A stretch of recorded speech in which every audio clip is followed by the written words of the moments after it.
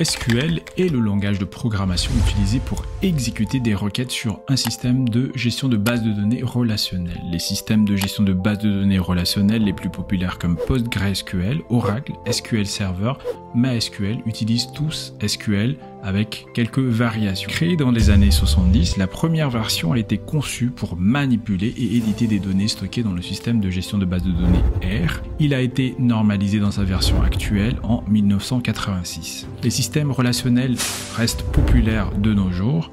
Une base de données relationnelle organise les données dans des tableaux à la manière d'un fichier Excel. Les colonnes contiennent les types de données et les lignes peuvent contenir des informations et un identifiant qui permet d'identifier de manière unique cette ligne appelée clé primaire. On peut créer des relations entre deux tables en référençant l'identifiant unique de la deuxième table dans la première table, dans une colonne spéciale qu'on appelle clé étrangère. Dans la table des équipes par exemple, la colonne ID représente la clé primaire, mais dans la table des joueurs, c'est une clé étrangère. La manière dont on organise ces deux tables veut dire qu'un joueur fait partie d'une équipe et qu'une équipe peut avoir plusieurs joueurs. Ce que nous voulons de faire, c'est normaliser les données pour éliminer les duplications et la répétition des données. SQL ne sert pas uniquement à lire, créer, mettre à jour, supprimer des données d'une table, mais également pour relier des données de plusieurs tables entre elles en fonction des liens qui peuvent avoir les tables entre elles. La syntaxe est formée par plusieurs parties. On a les instructions qui permettent de lire ou modifier les données d'une base. Dans une instruction, on a de nombreux mots-clés qui servent à manipuler la base de données.